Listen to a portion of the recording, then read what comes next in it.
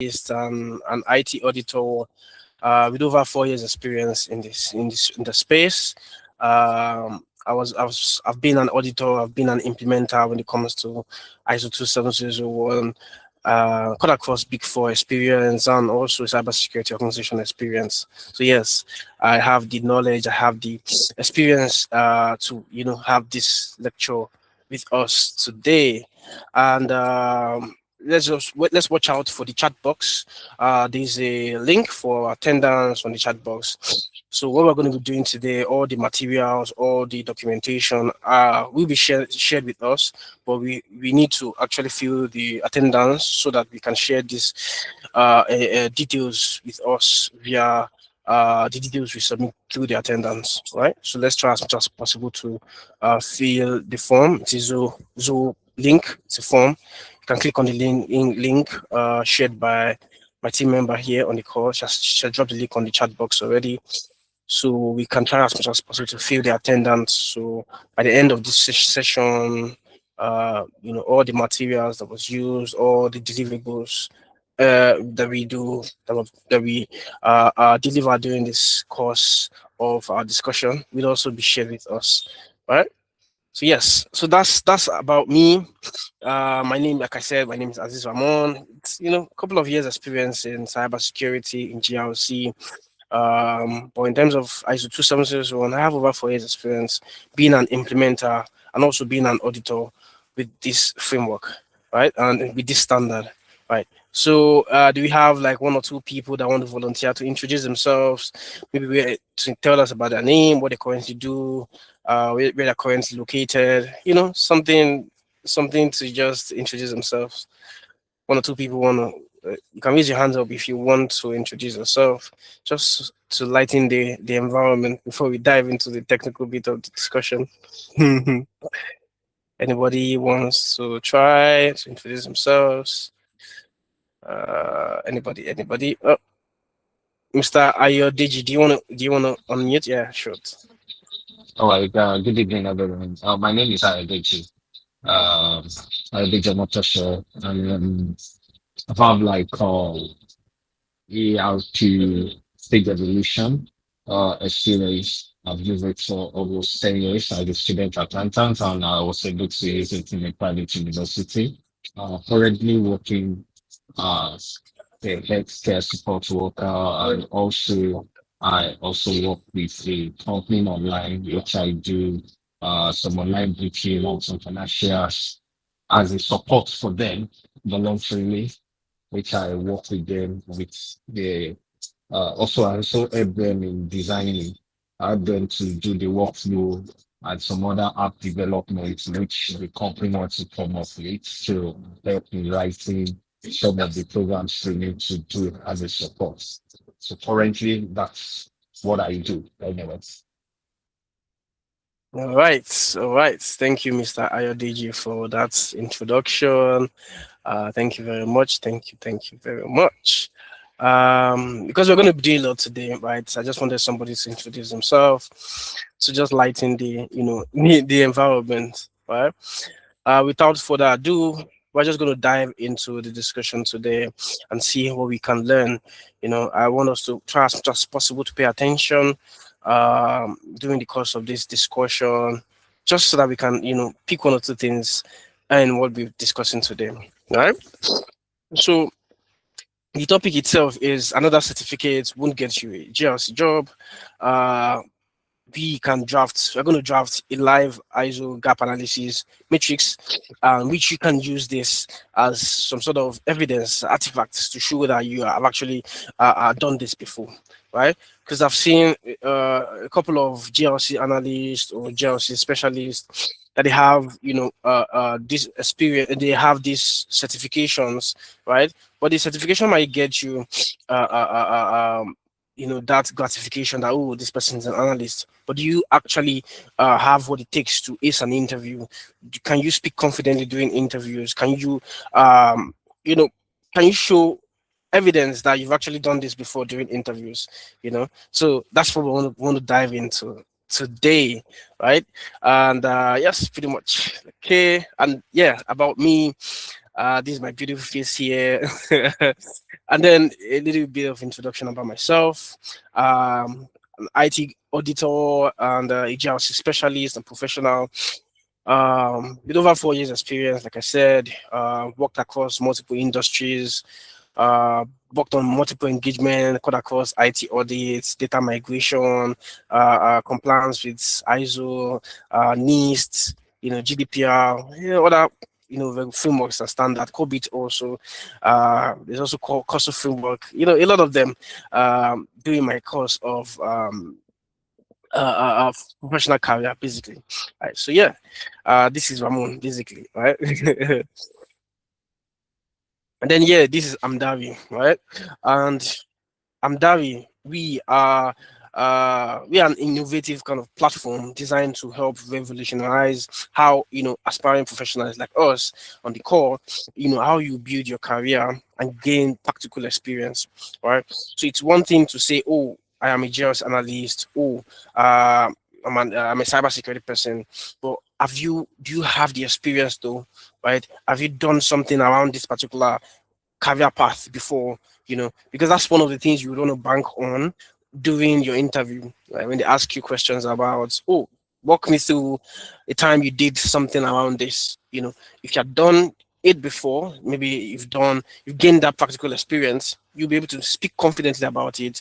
You'll be able to even relate with the kind of issues or the kind of constraint or risk or issues that you experience during the time doing performing that particular task, right? Because obviously, as you know, interviews can be dynamic. It's not just very static. Oh, tell me about yourself, or tell me about this, and just answer. So based on your answer, sometimes they want to ask you some other follow-up questions. And if you've done it before, if you've had that experience, you'll be able to answer confidently about uh, about that. And that's what we do here at Amdami, to give you that path, that career strength, and that practical experience, you can use to get a job, you can use to ace an interview, right?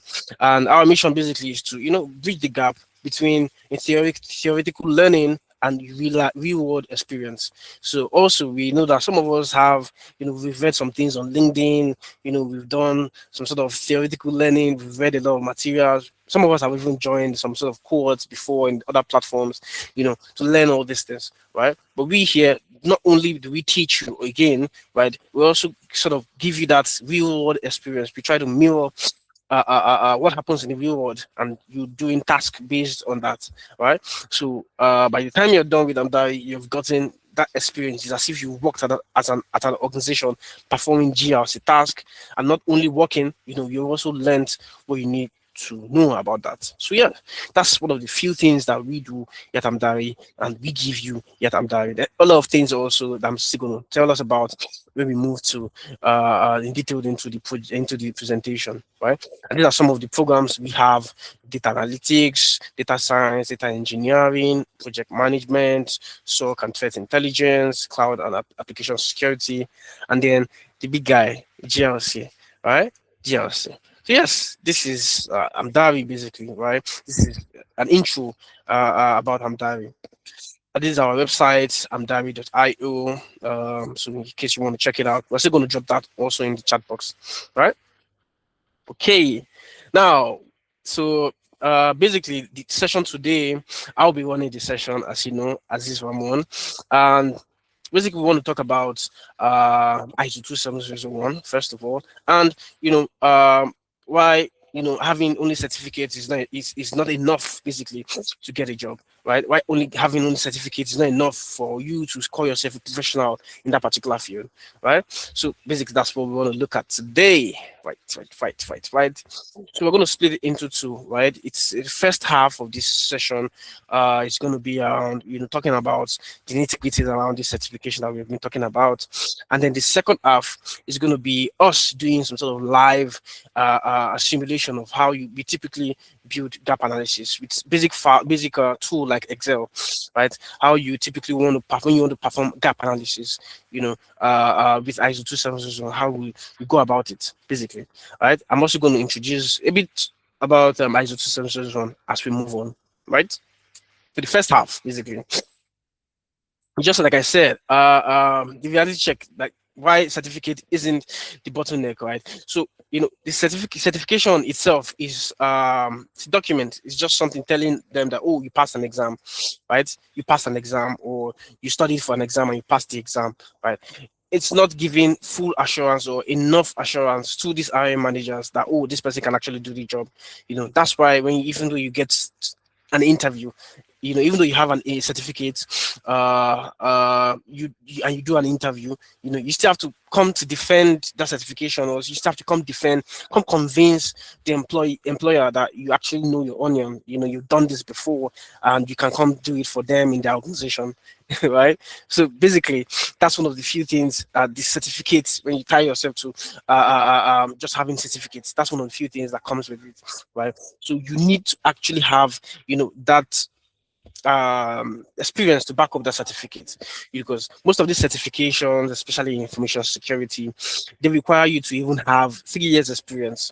For some of us that have written CISA or CISM or CRISC, you need at least 3 years experience in real life, working at an organization for 3 years before writing these exams. But people find a way to go around, bypass that 3 years requirement, and just write the exam, right? So you still need that experience to back up this certificate that you have, right? Okay. Yeah, the reality basically, you pass the exam, you printed the certificate, then you apply for more than 40 GRC roles, and you head back from two, right? It's because on your CV, it shows that you have the certification, but it doesn't have enough experience that recruiters are looking for, right? It doesn't have enough experience that the recruiters are looking for to show that, oh, this person has the certificate, and not only has the certificate, he or she has done task, has done these activities for an organization or for multiple organizations before, and that would need to show on your CV, right? Basically, pretty much. So certificate, like I said, is just a document, basically, right? It's just a document showing that you've passed. You read for an exam and you passed the exam, right? But when it comes to cybersecurity, when it comes to GRC, you actually need that experience, to back up that certification that you have, right? Same thing we're talking about here. 10 to 20% of entry level GRC posting won't progress towards CISSP level certificate. Yep. 70% mandate a beginner certificate like Security Plus to be considered, right? And then some other certifications, just as you see here, require you to have like 5 years of paid experience. It means you need that experience before you can write some of the certification, right? And that's one of the few things that you need to consider. In fact, I, as someone in this particular field, you know you tend to you know need that, you actually need the experience, right, to write some of these exams again, right? Because now with the experience that you've gathered over the years, you understand the concept of about a lot of things. So when you're writing the exam itself, you're not just reading, cramming and pouring, right? You actually understand the question, and the questions for this in these exams can be tricky. It's not as clear, it's not as direct as you would normally write OBJ question exams, or but it's always tricky, So this exam expects you to rely on your understanding and your preparation and your experience to pass them, right? So yeah, pretty much, and yeah, pretty much what we're discussing, that certificate alone isn't the problem. Stopping there is, right. We are not saying certification is the problem, but you stopping with that certificate that you have, that's really you're going to have issues. You need to have experience to back up that certification. Oh, I have CISA. Okay, have you worked at any of this? Have you done DRC task before? Have you worked at any organization before and done IT audit, or have done cybersecurity task before? If you can't tell them you've done this before, and you can come to the organization to bring that experience to the organization, your certificate is as good as sand, because they can't rely on just the certificate you're holding. They need something actionable. They need something they can prove, basically, that you have done this before, right? Pretty much. Yeah. Pretty much. Yeah. That's why a lot of people document on LinkedIn, right? So if recruiters go to their LinkedIn, they see the kind of post they engage, the kind of things they post themselves, kind of things they repost, and the kind of projects you've been working on, and those things are even more, much more, you know, reliant. Recruiters can still rely on that kind of active artifact. They can still rely on that kind of proof than just certificates that you read and passed, right? Okay. Now, GRC. What do we do? Our day to day. What does our day typically look like? Right? When it comes to risk assessment, we help the organization that we are currently working at to run risk assessment, right? To run risk management program to ensure that things that could go wrong in the IT space in terms of cybersecurity, we identify it and we properly manage it before it actually goes wrong, right? One of the things we do. Then we also help to write and maintain policy documents, right, for employees to follow. So policies are, documented strategies towards how things should be done within the organization, right? Just analysts also help to write and maintain policy documents. Usually, this is done annually. Okay, somebody trying to text me. Okay, it's me. Okay. See, all right. And then we also do compliance. We also enforce compliance within organizations with relevant stakeholders, relevant frameworks and standard like ISO 27001, SOC 2, NIST, and other frameworks, right, that the organization needs to comply with. As a GS analyst, we also help to gather audit evidences in preparation for the audit. Maybe the audit is going to happen maybe November.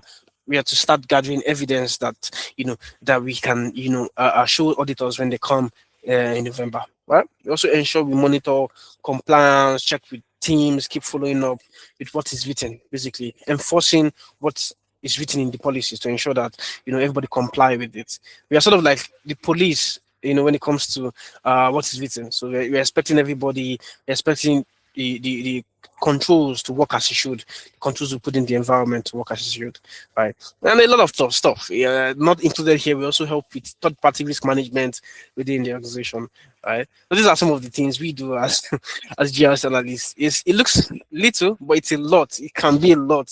Trust me, it can be a lot. It is a lot actually, because GRC basically means governance, risk, and compliance. So, when you're doing three things together concurrently, and it's a lot, can be a lot. So that's why you have to have that experience to navigate through this deep and stormy waters, easily or with ease, right? A gentle reminder again, that this session itself, I want us to. There's a link. It is an attendance link that was dropped in this chat box. I want you to click on the link, fill the form, because whatever we'll be discussing today, the recording, the live presentation, the deliverable, the ISO 27001 deliverable itself will also be shared, when we are done with this session. So yes, please let's try to fill that form. Okay, give me a few seconds. Sorry. Okay. Okay. Training videos. Okay. Continuation. So yeah, that's pretty much what a typical GRS analyst do in every organization. So if you hear I'm a GRS analyst in any organization, this is what we do. This is what we do, right? This is what we do. So yeah. Now, for this particular project, right, for this particular discussion we're having today, right, is around ISO 27001. So now, ISO 27001 is a standard, it's a global standard, international standard that gives guidance on how you can secure your environment, secure the information within your environment, right? ISO 27001 basically is information security management systems, right? Basically, it's a documentation, it's a PDF actually, right? That has different requirements in this PDF saying, oh, do all these things in this document to safeguard your environment. Once you do all these things in my document, you're compliant with me, right? That's what when it comes to compliance with ISO 27001 or with any frameworks, that's what it typically means. Any framework or any standard out there, it's just a document. It's a you know it's usually document, having specific requirements and guide to what you need to do to comply with it, right? When a typical example, when your mom, when you were young and your mom wants to leave the house and she gives you specific instructions for you to comply to. When she comes back and she come check, she's expecting you to actually do all those things she drops for you. Now that's what typically relates to us when it comes to compliance, right? So ISO 27001, they've dropped a PDF for you. If you want to comply with me with ISO 27001, you need to follow all these things, right? So now there's usually a structure towards how we do compliance with any framework, right? So now you want to do scope the ISMS. So you want to know the coverage of the coverage within your environment on the areas you want this ISMS to cover, right? Typically, environment organizations usually cover their entire infrastructure. So you see something like, oh, the scope of this ISMS is our processes, our people, our infrastructure, all our assets, every single thing, so that when they're doing their audit, when they're doing their preparation, it covers all these things, right? And I know some organizations also, the very big ones, very large ones, if they need ISO 27001 for maybe an application, right? Just one single application, their scope is going to be tailored to that particular application. Oh, the scope of the ISMS is to this ABC application, But like I said, most organizations that and I've audited also, their scope statement usually covers the entire organization, right? So after you've understood the scope, right, of your environment, so you need to do what we call gap analysis, and that's what we're trying to do today, right? We can't do everything here. You can see the next thing is the next thing here is to do risk and statement of applicability, remediation, internal audit, certification audits, right? But after you've done your scope, you've identified the scope of the ISMS, you need to do gap analysis. And what is gap analysis in layman terms? Gap analysis basically means I want to check, comparing, right? You want to know, oh, ISO is saying we should do this. Do we currently do this? Right? ISO says you should perform trainings, perform penetration testing every year. To ask yourself, do we actually perform VAPT every year? ISO says you should do security awareness training every year. Do we actually do security training every year? ISO says you should do background checks before you employ any employee. Do we actually do background checks before you employ an employee? So gap analysis, you identifying gaps, right, in compliance with the requirements of that particular framework. So in the context of ISO now, we're trying to say we're checking all the requirements of ISO and comparing if our current organization we do those things, right? Right. Are we getting me? I forgot to ask us. You can give me thumbs up if you are getting okay, Mr. Ayodeji is here. Okay. So basically, that's what gap analysis is, right? Try to identify gaps, in compliance with this particular framework. Oh, there's a PDF with all what you're supposed to do. Now, to check, do we actually do all these things individually, one by one, right? And that's what gap analysis is. And that's what we're trying to do today, right? That's what we're trying to do today. So, yeah, again, a reminder, there's a form here. We're going to share. If you fill the form, it's an attendance form. Once you fill the form, by the time we're done with this session, we are going to share the official ISO 27001 documentation. It's a paid document, so you'd want to actually get it. If you go online and look for ISO 27001, you most likely not see it, or you see it on their official website, and you have to pay money for it. So this, let's try to fill the attendance form, and we'll share this. If we share the Google Drive folder with us, right? Okay. Now, so ISO 27001 is broken down into two categories, right? We have the Annex A, we have the clauses, there are 10 of them, right? and we have the Annex A controls. We have 93 of them. Yes, the clauses are 10. We have the Annex A controls are 93, right? So now we are going to be focusing on the Annex A controls today. Not just going to pick. We're just going to pick maybe few controls there and see how we typically perform gap assessment, right? So in ISO, one is compulsory, one is mandatory, and one is as needed by the organization. And so the clauses are mandatory, right? The Annex A controls are required or are used as needed. I'll give you an example, right? I like to use when your mom is leaving the house and gives you what you need to do, right? As an example. Apologies, I'm a mommy's boy. Okay, so so imagine now your parents are about to leave the house and they tell you, oh, ensure that mandatory, you have to sweep the floor, you have to clean the house, right? No question, no exemption, no excuses. You have to clean the house before we come back, right?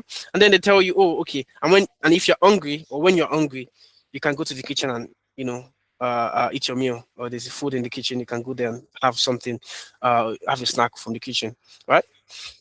They're giving you two instructions, right? One is mandatory, you have no option. You have to ensure that you clean the house, right? And then the food in the kitchen is optional, depending. If you're hungry, go to the kitchen to eat. If you're not hungry, there's no need for you to go to the kitchen to eat, right? So that's the concept of these two things when it comes to ISO 27001. One is mandatory, clauses, no optional. You have to implement it. If you want to be compliant with ISO 27001, the clauses are mandatory, right? For us, in the Annex A controls, are optional. Not all of them, about 93 of them. So you pick which is applicable to your environment and which is needed in your environment, right? So some organizations, they implement all the 93 controls. Some implement about 50, some 42, depending on their environment, right? Depending on the environment. So that's what we want to look at basically today, right? Okay. Okay. So yeah, you can see. So by the time we're done, no, but okay. This is how the typical the assessment will look like. Right, this is how the Excel is going to look like. Basically, on our end now, we're going to create an Excel that's going to have this. Let me open my notes to put it here. Okay, give me a few seconds. Okay, control, put it here, control, requirements, just so that we can align. Gap found, status, and recommendation.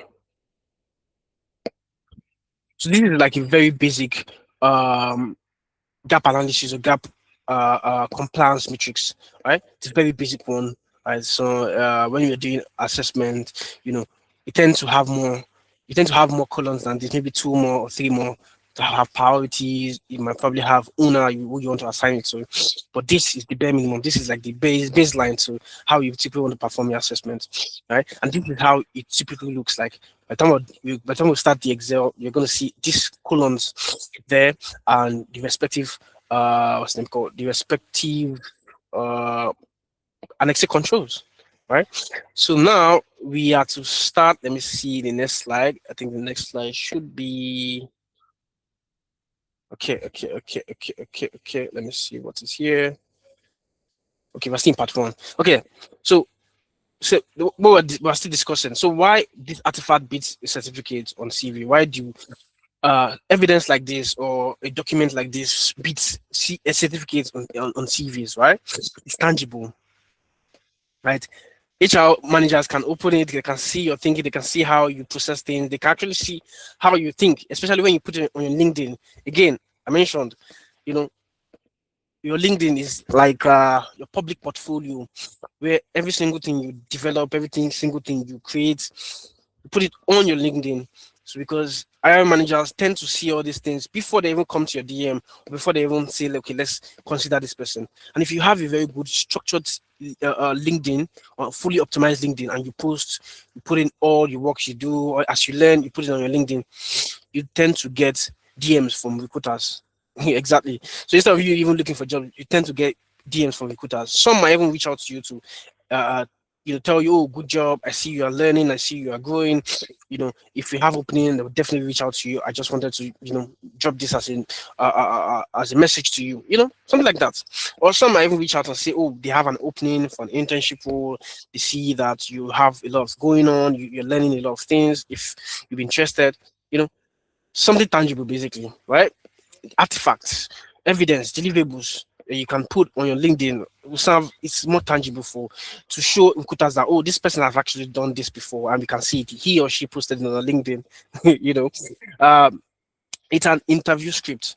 When you perform tasks like this, when you do deliverables like this, it's literally giving you everything it's giving you the arm you need to go ace an interview. So if they ask you around anything around ISO 27001, you can confidently speak about it. In fact, it will be as if you are reading something from your head because you actually did it. You've done it before, right? And then asking around it, you can easily talk about it, right? ISO 27001 is like my baby because I've done it over and over and over and over.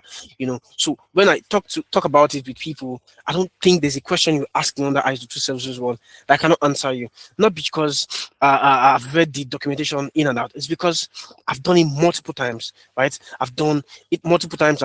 All the possible issues you can encounter in ISO 27001. I've encountered it because I've done it multiple times, right? So that's one of the things I'm also saying, that you can speak confidently about it when you've actually done it before, when you have done it multiple times also, right? And again, it's linkable. Like when you do activities, when you do these things, when you have a deliverable that you've worked on before, right? You can link it. You can say, oh, these are the project I've worked on. You can put in your CV, you link in your CV. So when they're reviewing your CV, they're also looking at the project you've done. Before you even go for an interview, they've imagined, or they've created an image about you already, that, oh, this person has done things around risk management. We've seen it, things around governance. We've seen the evidences. We've seen things around compliance. We've seen, the deliverables on a person's portfolio.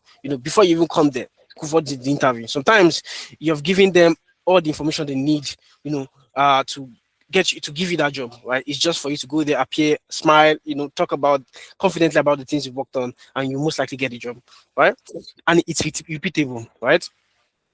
This same method, this same approach, this same structure, I think I mentioned it, that you are going to use it also for different frameworks, different regulation, different standards. The only difference now is each of these standards are for different things. They have different requirements. It's just for you to ensure that you understand each of these different requirements, and also prepare gap analysis or gap assessment structure for it. But it's very important you understand it, right? Pretty much. Yeah. So we have a video here. Laura, let me see if I have. Give me a few seconds. Let me quickly open this. I think, okay, you know what? Let's move. I'll play this video later on. Let's just dive quickly into the rebuilding the matrix itself, right? So when I'm done, I also go see testimonials from one of my consultants, Laura. She got a job, while working at Amdari. While interning at Amdari, I think 1 month into it, maybe 3 or 4 weeks into our internship, she got a job at Amdari. I think that was what was playing on the screen before we started the session, right? Without further ado, basically, right? Let's dive into it. I'm going to share my screen now, and let's get our hands dirty. Are we ready to get our hands dirty? I need thumbs up. Okay. Okay. Yes. Good. Let me share the screen.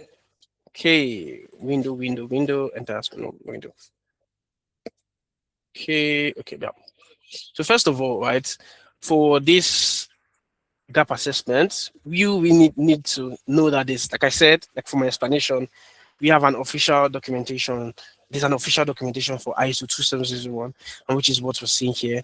It's just a reminder, you get access to this documentation and whatever we're going to deliver today.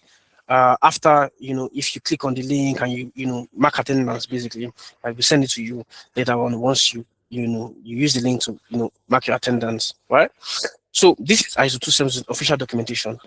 This document right here is what every, not one, not two, not 50, not 200, every organization that is compliant with ISO 27001, this is the same documentation they use, right?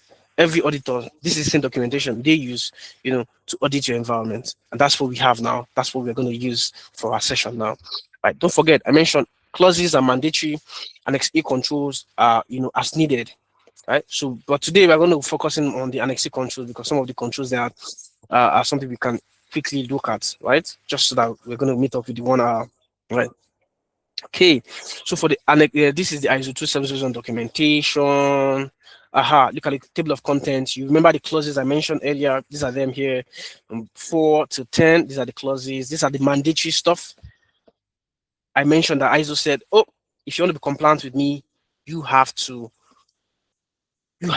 do all these things. If you want to comply with ISO 27001, you have to do all these things. Because when we bring our auditors, because if you want to get that certificate from ISO, that you're compliant with ISO, you have to implement compulsory, mandatory, these clauses, right? And then we have our guy here. If you look at it below here, yeah, Annex A controls. We call it Annex A controls, right? So you have 93 of them, right? And when you want to perform gap assessment, gap analysis, you would go to this official documentation and then you copy it out, right?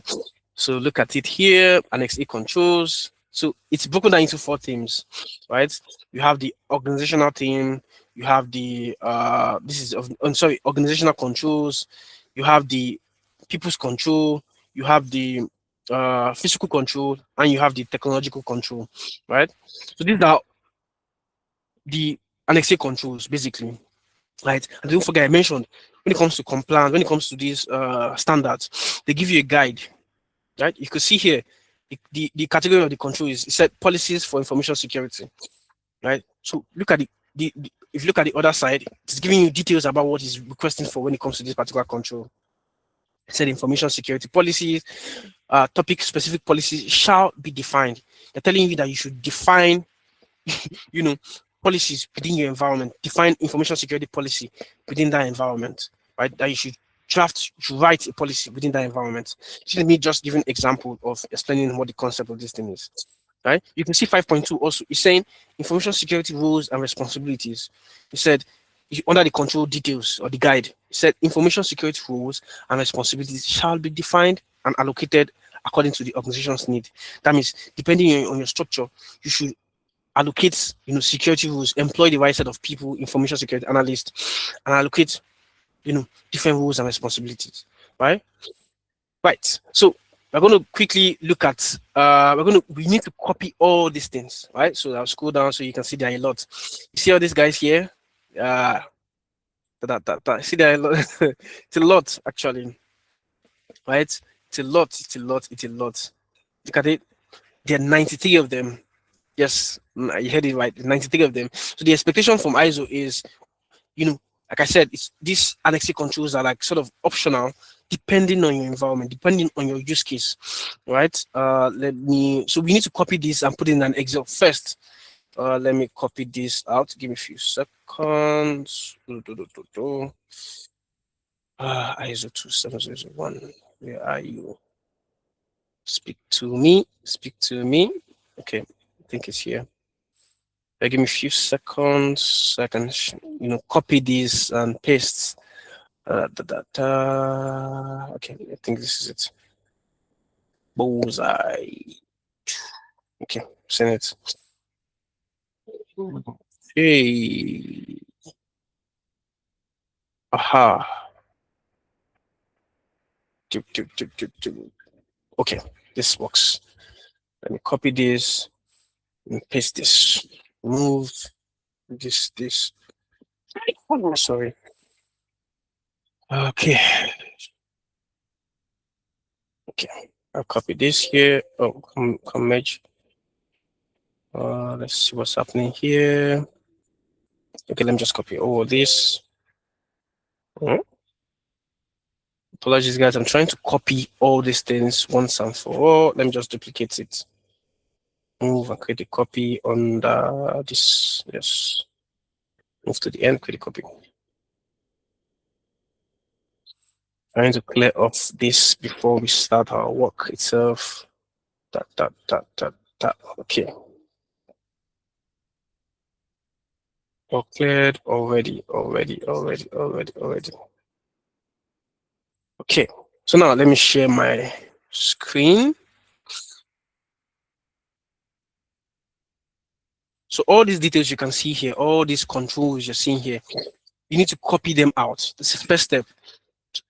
You need to copy them out. That's the first step towards, your ISO 27001 draft. Can you do this example for one clause too?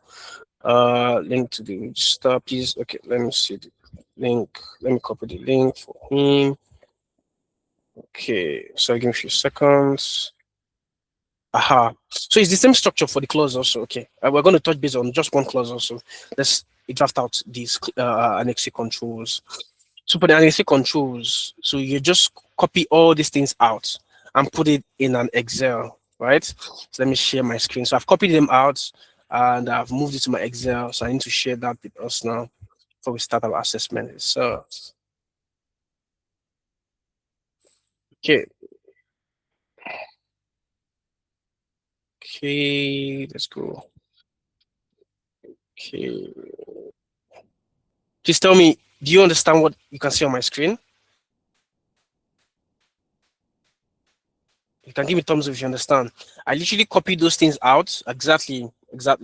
I copied those things out and I put it in an Excel. That's the first thing first you need to do, right? For the Annex A controls. There are 93 of them, so you have to bring all of them out first, right? So for the first one, this is the subcategory here, and this is the, the guide towards what they're expecting you to do for this particular one. Let me just create some columns, okay?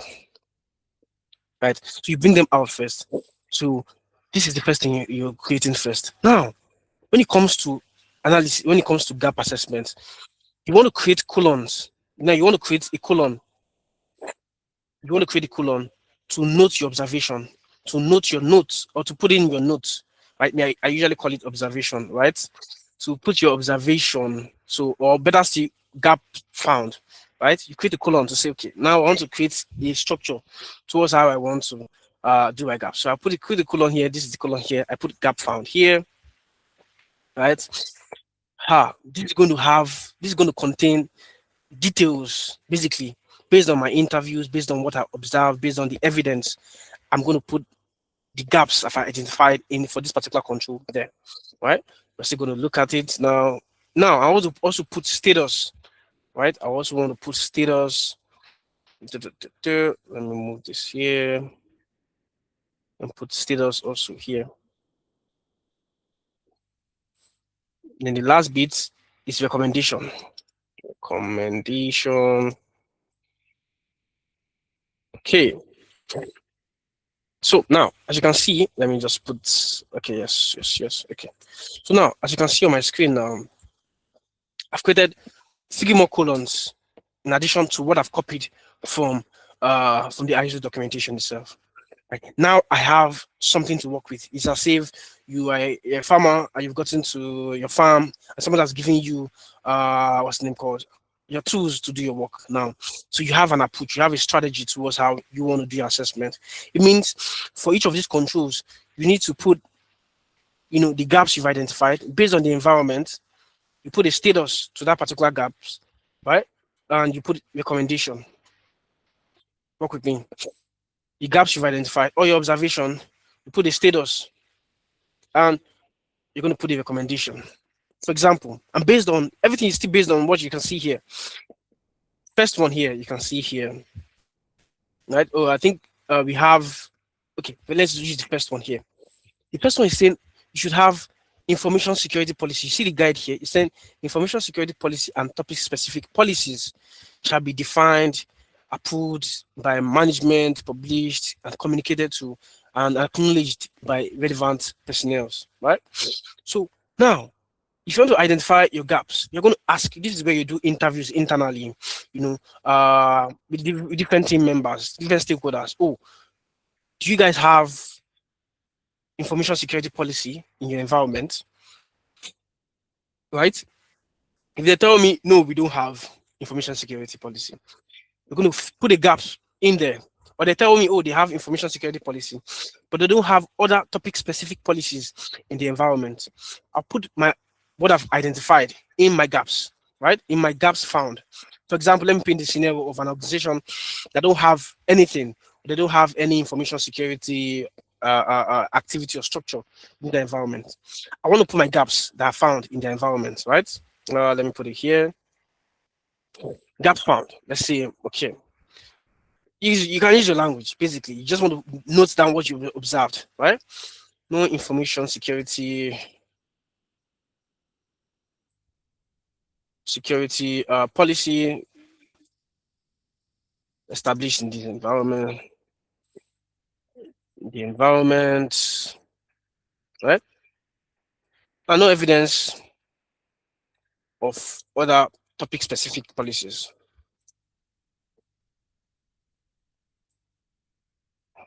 Bullseye, right? Now, do you understand this? Basically, if the organization they don't have all these things, like I said, gaps is you trying to identify this is the requirement of ISO. What do you currently have? What do you currently do? Do you do that particular, have you certified that particular control?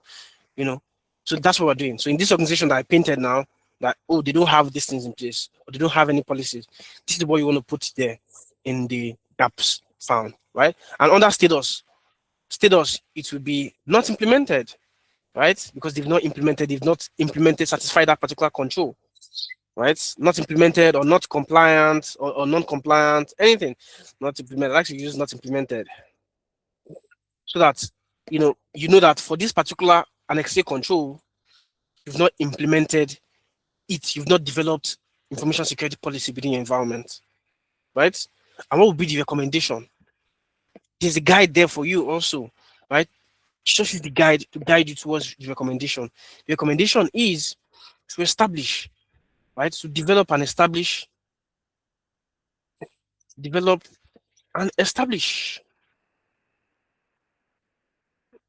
an information security policy and other topic specific policies.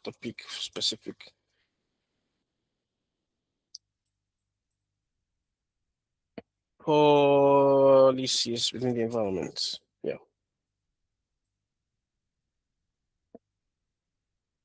Bullseye. Let me put this, put the X.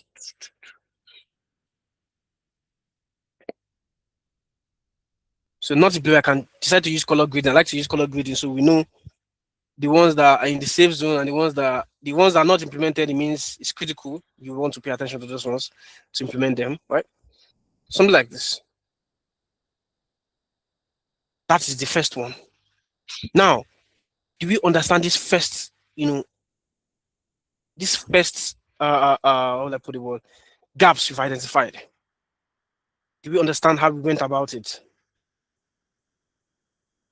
Right? So there's a guide. The documentation has this guide already.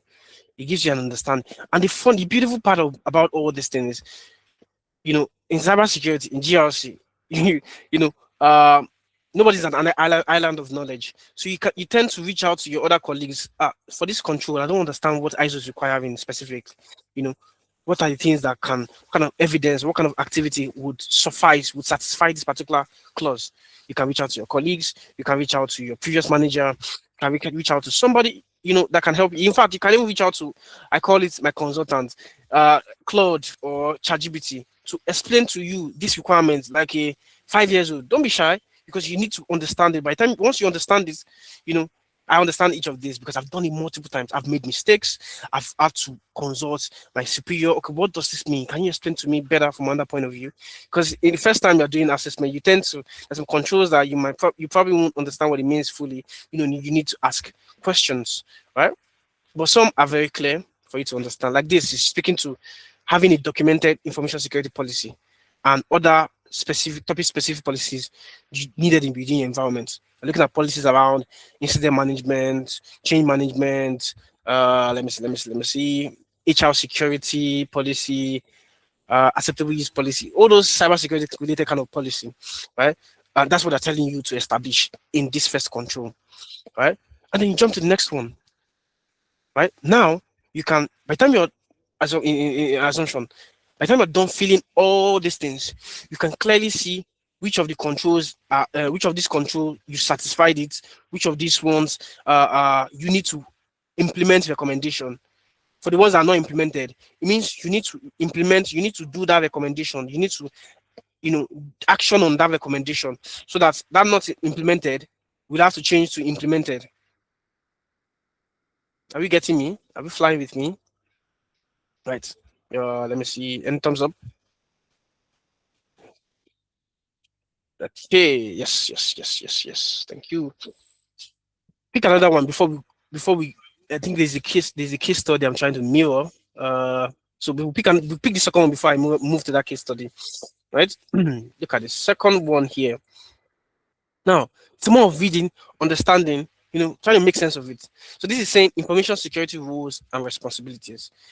Rules and responsibilities. We all know what that means. Information security rules and responsibility. And then there's a guide here. It's telling you what it's talking about. It said information security rules and responsibilities shall be defined and allocated according to the organization need. Right? If in a big bank they have just maybe 2 people when it comes to cybersecurity, there's a problem, right? There's a problem. They're saying here now, ISO is saying here now, when it comes to information security, employ the right set of people, assign different rules and responsibilities to this different set of people to ensure that you have enough hands to manage risk within your environment. Right? So if you need to employ GRC analyst, employ. If you need to employ network engineer, employ. If you need to employ a VAPT penetration tester, employ. You need to employ SOC analyst, employ. Depending on your structure, depending on your environment, right? So if I have a big organization today, I'm trying to use that as an example. If it's a big organization, a very big bank with different branches everywhere, and I have maybe 2 or 3 information security analysts, there's a problem. I need minimum of 30 banks that I know of that I've audited. They usually have 25 to at least 30, and usually like 35-ish, 40 information security analysts. So you have some in SOC, you have some in pen testing, you have some in GRC, you have some in IT governance, you have some in IT compliance, different people, personnel for different activities when it comes to information security.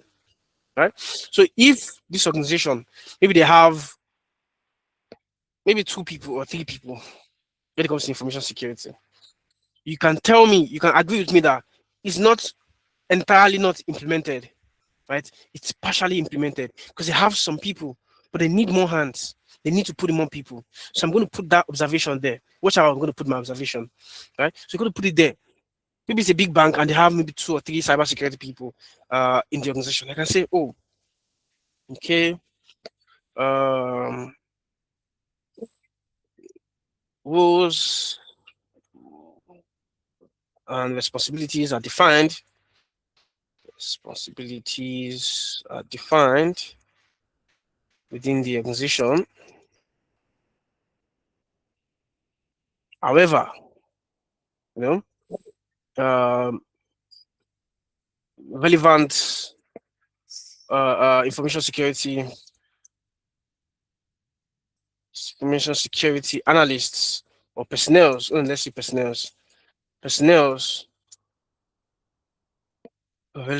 have not been employed or allocated to the various responsibilities. So the various responsibilities within the organization. The various, let's put information security responsibilities. So that's information security. Information security responsibilities within the organization. Right? And I'm going to put here, I'm going to put partially implemented. Let's see, partially implemented. Change the color to maybe yellow. I like to use yellow for partially implemented. Background, yeah. Then okay, this. So now you can see if the organization, like I said, I'm trying to paint a scenario of an organization that have just 2 or 3 employees, when it comes to cybersecurity, but they are big. It's a big organization. So you have to document it this way for us to say that, to an extent, they satisfy this control, they've put in this control in place. However, the team are too small for the volume of work or volume of responsibilities needed to properly manage risk within the environment. That's why I put that partially implemented. Please, can anybody tell me what would be the recommendation? Maybe raise up your hands or just speak or mute your mic or drop it in the chat box. What do you think the recommendation would be?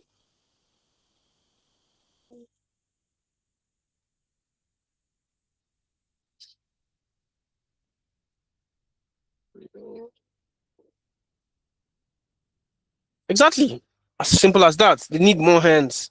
You know, they need to employ more people. Exactly. They need to employ more people. And respective different responsibilities has to be allocated to them. Different rules has to be allocated to them. Employ network engineers, employ SOC analysts, employ IT governance people, employ cloud security engineers, different responsibilities. And also this will also enforce the segregation of duty uh, uh, it also enforces segregation of duty control, which is the one below it. You can see, right? Segregation of duty basically means for different activities, different responsibilities. Don't give one person like all the kind of power he needs. Right? Ensure that you segregate different activities, like a maker checker kind of structure, whereby I check what this one does, or no, whereby he cannot do an activity without my consent. I cannot do an activity without my consent, without his consent, without his approval, to ensure that there's some sort of independency when it comes to actions when it comes to cybersecurity, right? Basically, what it means segregating duties within your environment, right? So that's what it means. But yes, this is the recommendation for this part. This it's 5.2. This is the recommendation. I like to use allocate because I need to allocate money to first allocate resources to employing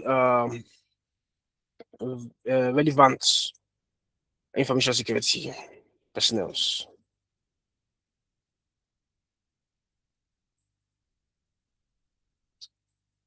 Simple.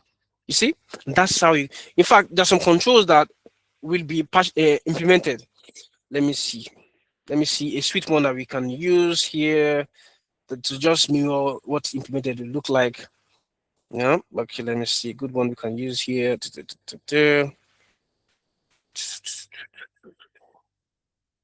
Okay. Let's use this one.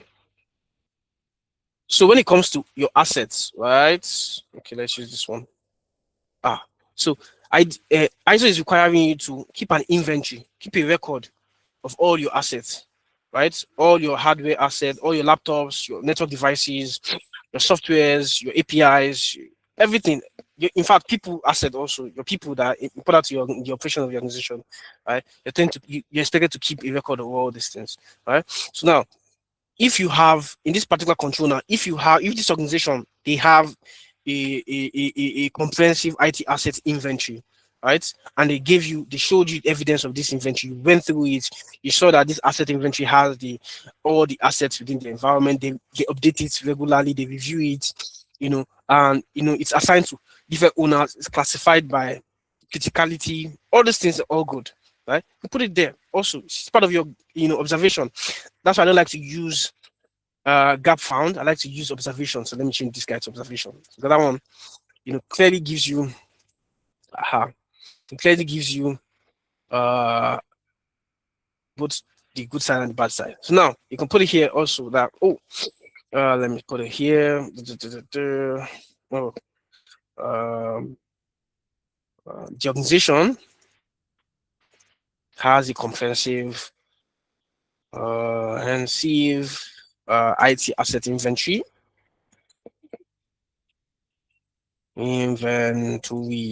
and that's reviewed and updated regularly.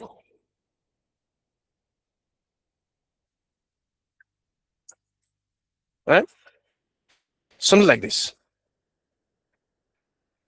Right? So now, status. What would be the status? Can anybody tell me the status? Can somebody tell me the status? I think okay. What will be the status of this particular one? This organization, they have this in place already, right? What will be the status? Anybody implemented? Beautiful. Implemented this particular control. They have it in place. They have a document. They showed you the evidence. It's implemented. You're going to put implemented there, just like this. Implemented. And then implemented. So And then the green guy, I like to use green for good stuff. Then okay, something like this, bold,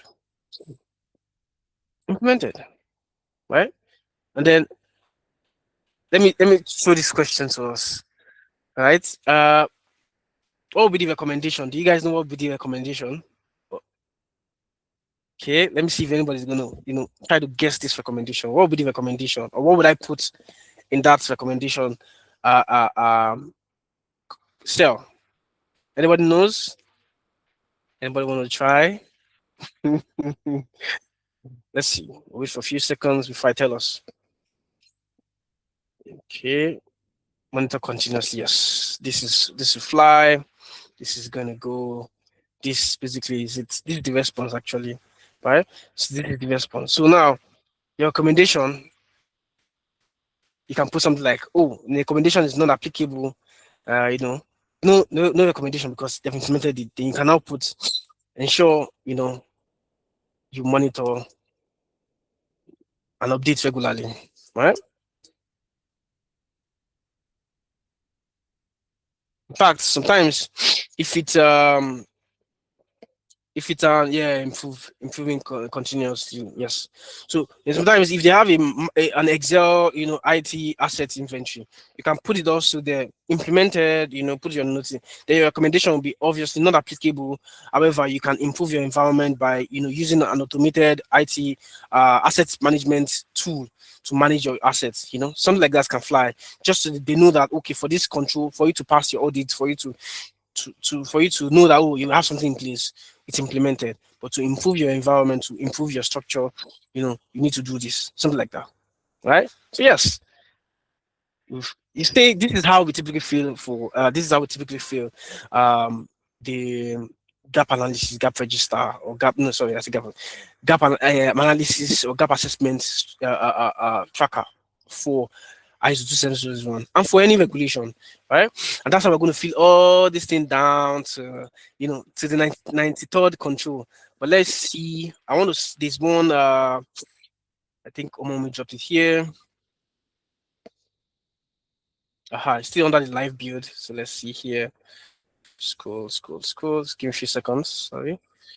Trying to get this bit of it. Okay, yeah. Okay, let's go. Let me see. Specific dates.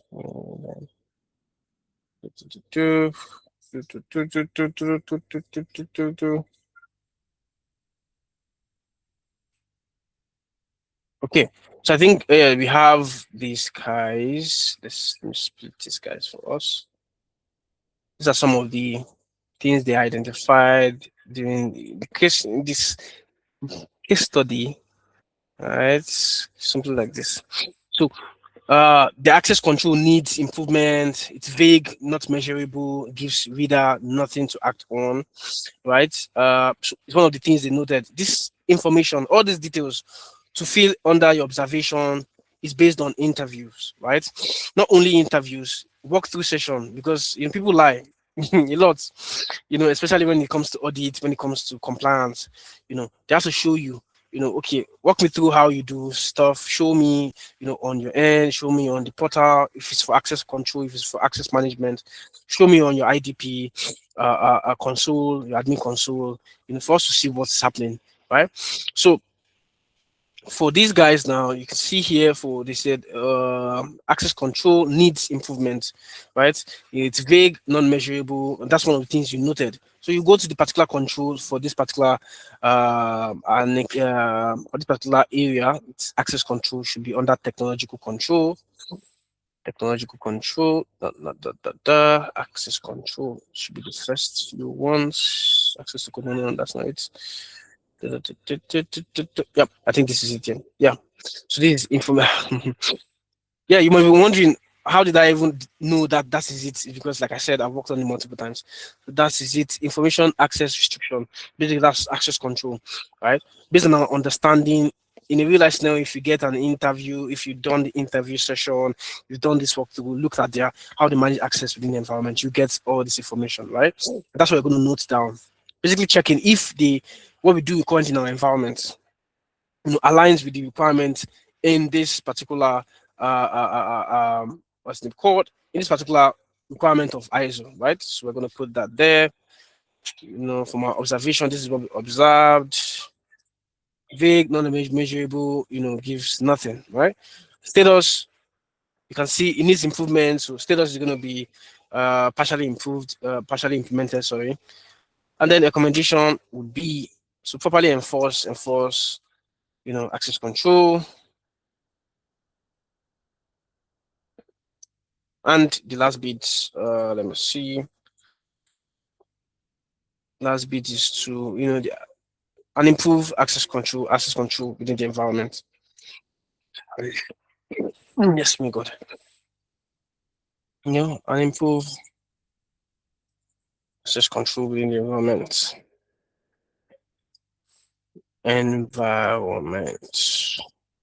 Yeah. So partially implemented should be this guy here. Black. Bold. Sit in the middle. Yeah.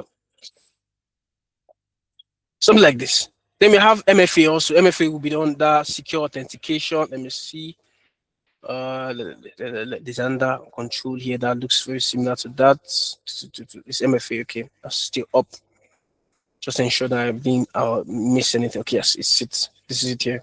So for MFA, this is the control here. Let me where are you? Secure authentication, right? So basically saying, oh, have you put in enough measures that you should put in, the organization should put in enough measures? How long does it take to audit one control? It depends on the control. There's some controls that are sort of like easy to audit based on evidence. For example, if there's a control that speaks to you performing training every year, security awareness training every year, right? So all you just need to do is to get evidence of security awareness training performed that year. Looking at attendance, list of people that attended that security awareness training. You're looking at maybe the training material that was used. You're looking at acknowledgement form that was signed by each attendee of this training, right? If they can provide you that, if the relevant team that is handling that can provide you that information, usually it's HR that keeps that kind of record.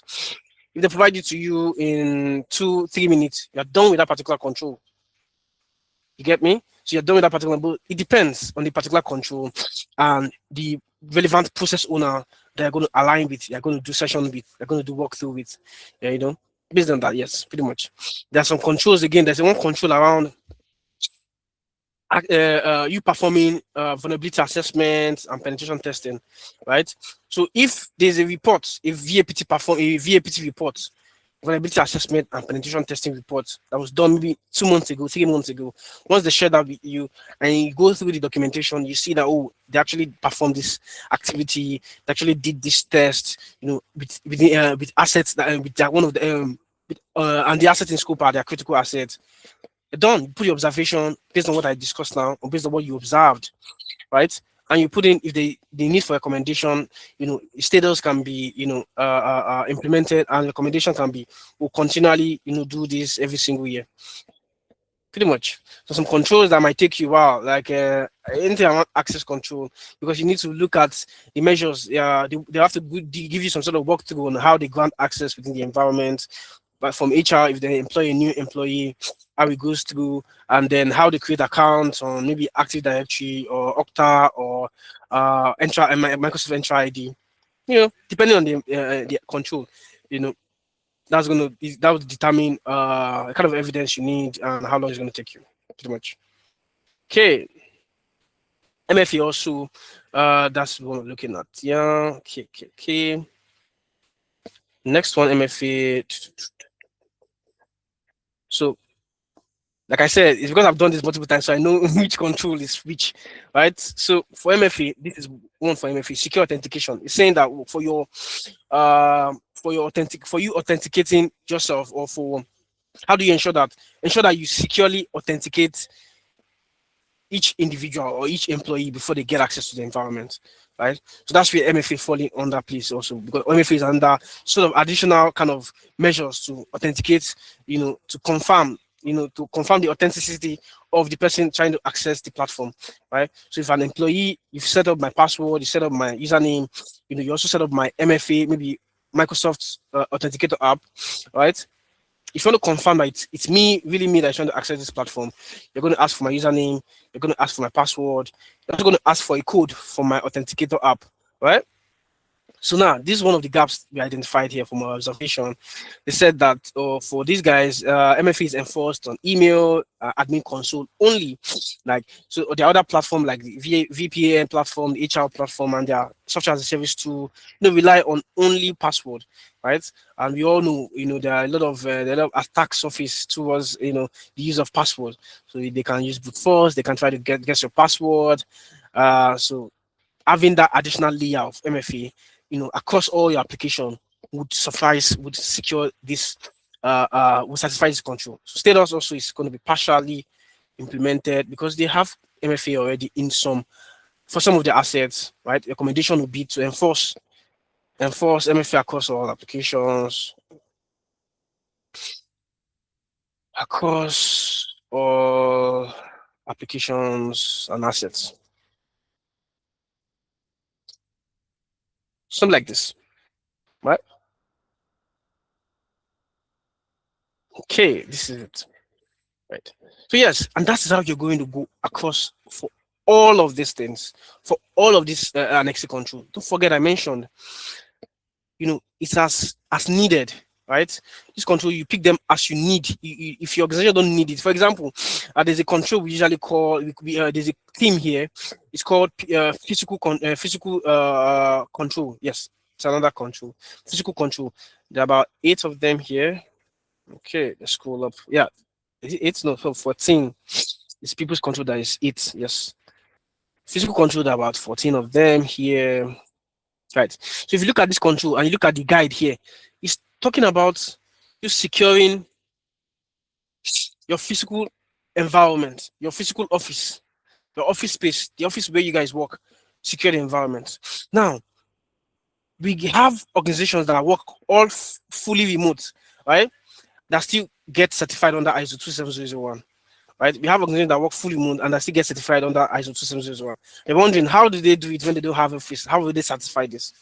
That's because this is not going to be applicable to them. Right? Physical control will most likely not be applicable to them. It's just only one part of it that will most likely be applicable to them, which is this guy here. Clear desk and clear screen to ensure that even wherever they are currently, if they're even in their house, they are in the hotel, wherever they are, wherever they're working from, they ensure that they have a clear desk and clear screen to, to avoid people passing, seeing what they're doing, or see any information. So apart from that one, some organizations like to scope it in. The other ones are not applicable to organizations that are working fully remote because they don't have any physical office they're reporting to. So, you can see here, it's a physical entry that you should ensure that you put security guards or put in measures to safeguard, put in measures to physically secure your building where you put your data center. Basically, this is mirrored to your physical infrastructure, right? So if you have, if you have a physical office, you want to have a data center or a server room. I say data center, sorry. A server room where it's going to hold some of your servers, that these servers hold, or you hold some of your, would host some of your systems, right? And most likely even house some of your data in there, right? Production data in there, right? So I was saying that if you have a physical office, ensure that you're scoping these physical controls to safeguard the physical environment. But if you don't have a physical office, this is not going to be applicable to you. So this guy will be out of scope. Observation, status, recommendation, not applicable, not applicable, not applicable for only physical control, right? And again, there's some organization again. Maybe there's another control again, speaking to doing in-house development, right? In-house development, that's writing codes in-house, developing software in-house. If you don't develop software in-house in your organization, it's not applicable to you also, right? So that's how we typically do gap assessment, gap analysis, gap, whatever gaps identification phrase or words you want to use to explain identifying gaps and putting in a plan towards, implementing a recommendation to close those gaps, right? So if after doing all this assessment now, you have to implement all those recommendations, right? The ones that require you to draft a policy, draft a policy. The one that require you to perform security awareness training, perform awareness training. The ones that require you to, do those activities. Basically, it's just speaking to uh, uh um the what you need to do to increase your security posture, right? So now by the time you're done implementing those recommendations, by the time you want to do this assessment again, a lot of those not implemented will now be implemented because you've done it now. You you've done it now. You've kept evidence for it, and you have to ensure you continually do it. Right? Basically, that's that's how we typically do gap assessments for ISO 27001, right? And that's how we're going to do it for all the controls that's applicable to your environment. And pretty much. Do you have any questions? Because if I continue my presentation, the questions, good, good, good, good, good. Let me just quickly finalize our presentation. Apologies for taking much of our time. We're just trying to learn here, right? Okay. So now, like we've seen, basically what we used is a spreadsheet, simple Excel, the official documentation of ISO itself, and defining the scope, having this fictional, knowing the organization, and to identify the possible gaps from this knowledge, right? Okay. Yep. So yes. So wrapping up now. What do you want to? What do you need to remember from our last hour session? From our session, that certification gets you through the door. These evidences that you've done this thing before gets you that call back. Oh, this person actually has done this before. Let's call the person back. Let's reach out to the person to join the team, right? Specific and evidence gap statement wins. Ensure that each of these gaps, you have evidence, implement recommendation to show evidence of each of these gaps they've identified, right?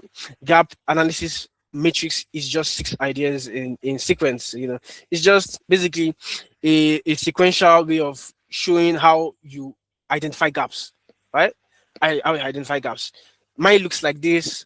Another organization, the way they identify gaps might look a little bit different, but rest assured, it's very similar. In fact, all GRC tools also, when it comes to gaps identification, a similar approach, right?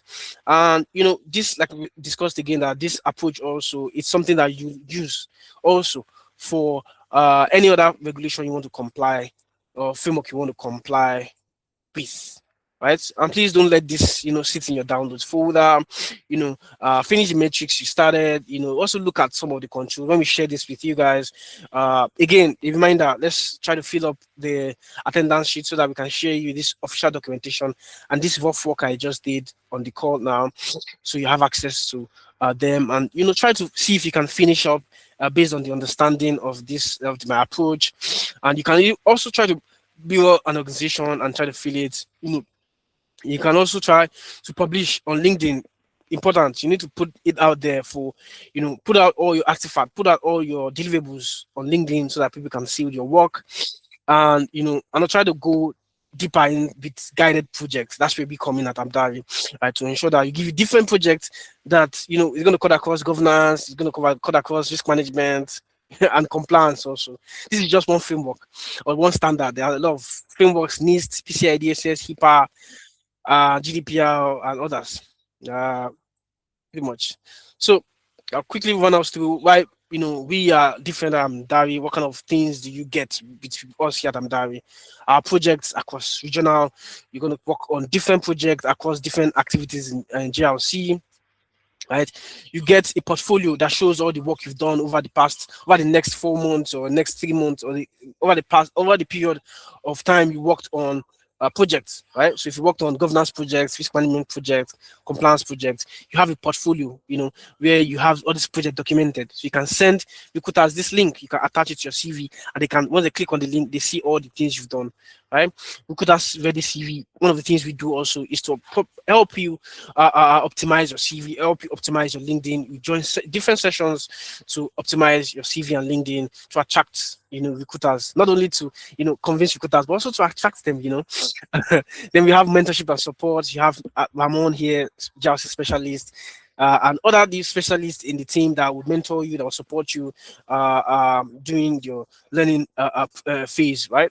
Career roadmap, there's a sort of structured roadmap towards, how you progress in the path, right? When you started, when in the middle of the internship, you're getting to a level that, oh, I understand this now, I understand this. I can move, I can look at this kind of job, I can look at this kind of job now, I can look at this kind of job now. Yeah, that. And then we have community and network. You have access to the global peer network, employer connections. Also, different perks and additional collaborative skills, collaborative things are going to also experience here at Amdari, right? Yeah, as we know, as we've discussed, the gap is real, right? And we at Amdari help to close that gap. We provide you that experience, we provide you that knowledge.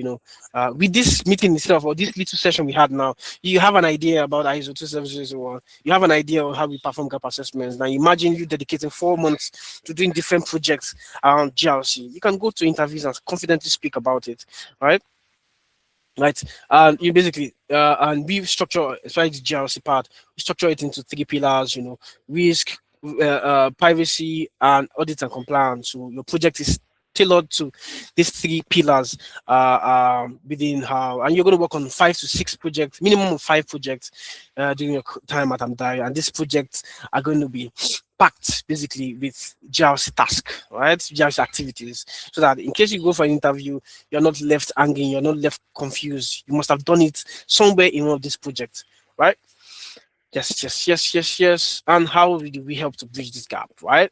From you, a typical worker, when you join, Amdari, do your 16 weeks, that's 4 months with real projects, and when you pair this information or with this internship with an optimized portfolio, with a well-dated portfolio, with an optimized CV, with any certification you have, you pair it together, you can go and go for interviews and get a job, right? You can go for interviews and get a job because you can speak confident during an interview.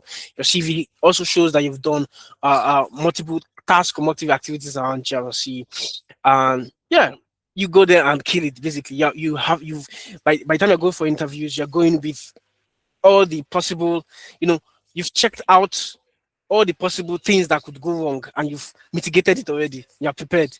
Yes, yes, yes, yes, yes. And yes, our August course starts in, I think, 4 days. Let me see. I think it's August 8th. It's not August 4th. The 4th of August. Today is what? Oh, 8th of August. Sorry. It starts in 4 days. Yes, 8th of August. Yes, apologies for that. Our August course starts in 4 days. You can join our course and get this experience that you need to actually get a job. Basically, you're going to work with different team members. We simulate basically how it typically happens when you're working at an organization, right? When you're doing an internship at an organization, learning GRC, right? And you're working on real life projects. All our projects are tailored to mirror actually real life projects that we just maxed the data of the organization. So yep. Currently, we are running a discount of 25%. The full payment is £800, but we're running discount of 25%. So it's £600. And £600 is going to cover, all these things we discussed about, the internship, 16 weeks internship. It's going to cover, CV optimization, LinkedIn optimization, interview preps, on the job support also when you get a job. That's what it covers. You have access to a mentor that has the experience, and someone to guide you basically to what's the path. And by the time, if you're serious, if you put in the work, you tend to get that knowledge, and also you tend to be ready to, ace interviews. And by the time you pair that with your active push to applying for jobs, active push to you going for interviews, you get a job basically. Right, and then obviously this scholar we have other. It's not only GRC that we have at Amdari. We have data analytics, data science, cloud engineering, business analysis, project management, SOC, cloud and application security, ethical hacking also infused in there. So yes, we have varieties of career path. You can pick 4 months intensive training, 4 month intensive project you're going to be working on, just to give you that experience. Also, we also give reference letters also when if you get a job and you need reference letter, a verifiable reference letter, uh, you get that also, right? So yes, yes, yes, yes, yes, yes. I think uh, my team member would have dropped. Yes, they started dropping the link. Okay, okay, okay. Yes. So if you have questions for me now, this is the time for me. This is the time for. Okay, let me see. There's a question here. How is an organization assessed? Is judged to have passed? How much of the controls must be fully compliant with before certified ISO 27001 compliant? So ISO pride themselves as they follow a circle, PDCA. Yes, Plan Do Check Act. So now, where they have this important factor under that act, right? That act is speaking to improvement, improving your environment, continually improving, having plans to improve your environment. So plan is to plan, do is to do what you've planned, right? C is to check what you've done. Then A is to act on the things you've checked that gaps are identified on, right?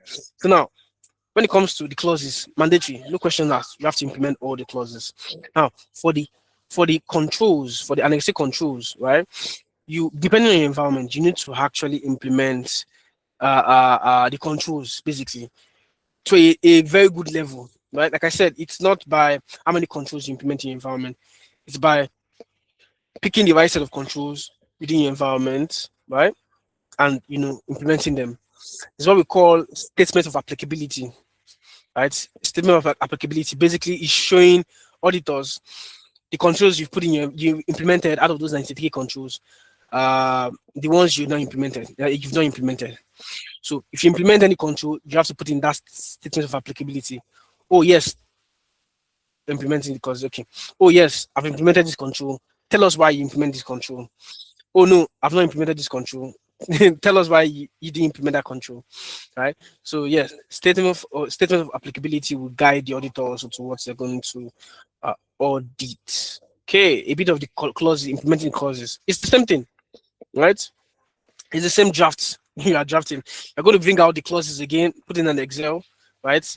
Create those columns that were mentioned, and one by one, look at the guide, look at the requirements of each of these clauses, and do your assessment based on that.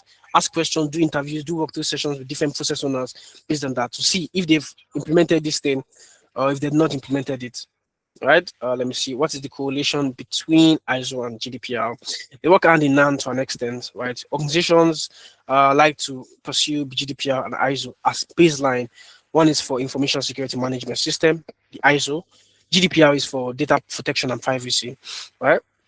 So usually organizations like to get those two as bare minimum, like baseline regulation they comply with, right? So one is focused more on securing your environment, securing your information assets, securing your the information that is residents or that's managed by your organization. That's the ISO, right? GDPR is focused more on respecting data privacy laws. This lot of clauses also in GDPR, call it acts in different acts in under GDPR, right? It has specific requirements that you need to do. You have to respect, the data subject rights. The rights to different. There are different rights that is also specified in GDPR. They're expecting you to also help to manage consent well, consent management. All these privacy notices you see when you go to any website. You see that pop up for cookies. For you to accept cookie or reject cookie, that's the GDPR enforcing you to do that. That's the GDPR telling you to put a public notice on your platform saying that any information you post you put in on this our website, we are compliant with our GDPR. We're going to ensure that we use this information you have given us, in alignment, in compliance with what we're saying we're going to use it for. A lot of everybody also. I think most websites you see today, you would see their privacy policy, right? Usually a link, when you click on the link, it's going to also specify the kind of things I want to use the data for. If the data is going to be used for, if it's going to be processed by a third party, they're going to put it there, basically, right? So when it comes to GDPR is talking about data management basically, and data privacy, ensuring that this data that is resident with you, are you using it fairly? Are you not? I hope you're not using it. I hope you're not misusing that data is given to you. And the people that have this data with you, do they have access to? Do they have rights to this data that their data that is with you? You know, basically, and a lot of things also. In fact, GDPR also considers children also under the kind of data, how you collect data from children. You cannot get information from children without the consent of their guardian or their parents. A lot of things also in there. In fact, GDPR also infused data privacy and data security into it also, to ensure that it's just that part is just summary, right? They just tell you, ensure that you've put in enough organizational control or technical control in place to secure your environment, something like that, to safeguard data is resident in your environment. That's what GDPR specified as regards data security. But now ISO is saying, okay, that statement now, when somebody tells you just implement controls to secure your environment, we are going to break it down for you. What you need to do to actually secure your environment. But yeah, that's the little correlation between these two guys. Yeah, very similar, very similar. Okay. I've taken 30 minutes of your time. Apologies, guys. I thought we're gonna do 1 hour on the dots. Apologies. Any questions for me? Any further questions for me? Okay. Let's go.